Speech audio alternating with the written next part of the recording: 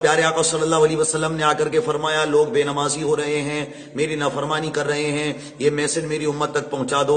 اور پھر وہ آگے لکھا ہوا ہوتا ہے کہ ایک آدمی نے اسے جھوٹ سمجھ کے جو ہے ڈیلیٹ کر دیا یا پرچے کو پھاڑ دیا تو اس کا بیٹا مر گیا، اس کی بیوی مر گئی، اور ایک نے 12 لوگوں کو بھیج دیا تو اسے سونے کا کلش مل گیا۔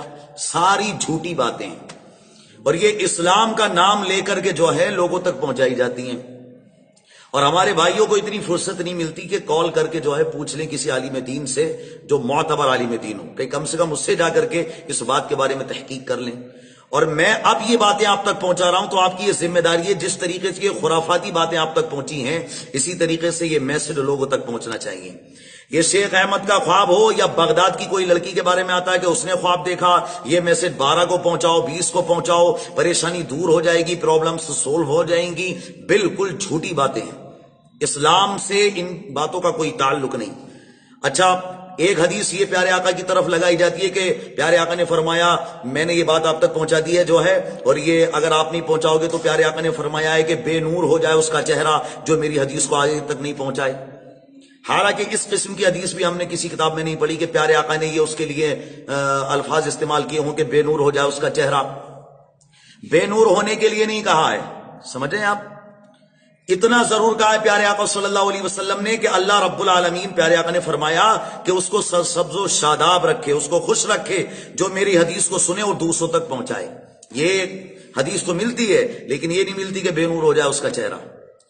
اور پھر یہ کہ ہمارے یہاں بعض نوجوان یا جو واٹس ایپ یا فیس بک پر جڑے ہوئے ہوتے ہیں وہ کچھ اس قسم کی پوسٹ پھیلاتے ہیں کہ کوئی شخص یا 3-4 لونڈے مل کے قرآن کو جلا رہے ہوتے ہیں، اور پھر اس کے نیچے کومنٹس وہ لکھی ہوئی ہوتی ہے کہ اس کو آگے تک پھیلاؤ، اور جو نہ پھیلائے اس پر بھی اللہ کی لعنت، معاذ اللہ۔ یعنی کہ اس غلط بات کو زیادہ سے زیادہ لوگوں تک پہنچاؤ کہ ہمارے قرآن کی توہین ہو رہی ہے، ہمارا قرآن جلایا جا رہا ہے، اور ہم اس کو آگے سے آگے تک پہنچائیں، اور نہ پہنچائیں تو ہم پر لعنت ہو، معاذ اللہ کی رب العالمین۔ یعنی کون سی سوچ لے کر کے ہم چل رہے ہیں آج کے دور میں؟ ابے ان باتوں کو مٹانا چاہیے، ان ساری باتوں کو ختم کرنا چاہیے۔ اچھی باتیں جو دین کے تعلق سے ہم تک پہنچی ہیں ماشاءاللہ ان کو پھیلاؤ نا۔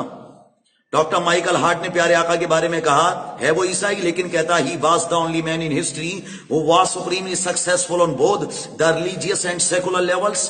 ایسی باتیں پہنچاؤ نا جو ہمارے نبی کی تعریف میں ہیں، ہمارے قرآن کی تعریف میں ہیں۔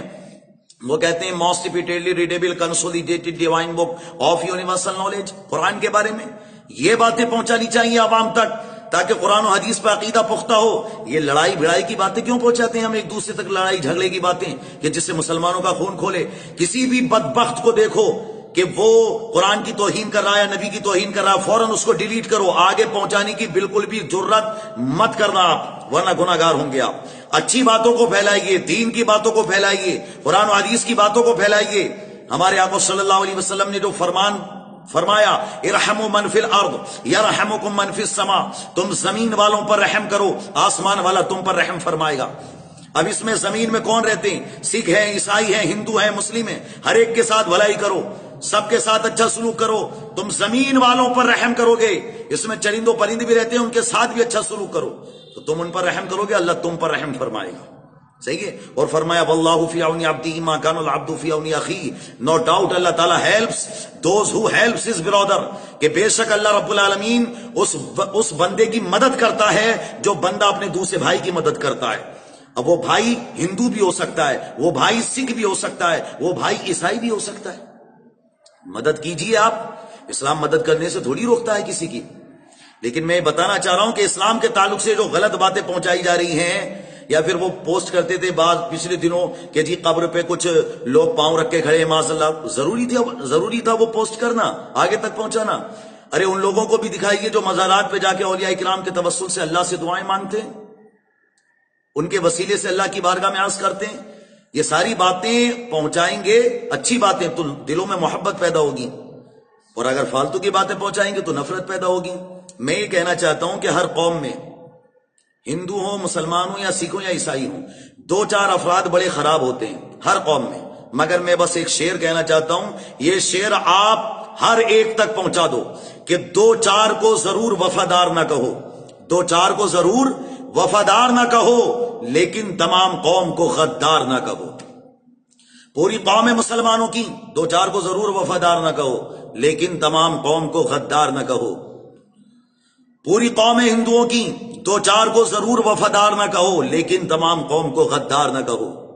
پوری قوم سکھوں کی، عیسائیوں کی دو چار کو ضرور وفادار نہ کہو، لیکن تمام قوم کو غدار نہ کہو۔ دو چار ہوتے ہیں ایسے بدبخت ہر فرقے میں یا ہر طبقے میں یا ہر پارٹی میں، لیکن ان کی وجہ سے پوری ملت کو اور پوری انسانیت کو آپ بدنام نہیں کر سکتے۔ اچھے بھی لوگ ہیں اس دور میں، تلاش کرنے کی کوشش کریں اور اچھی باتوں کو آگے تک شیئر کریں اور اپنے عقیدے کو بہتر و درست بنائیں۔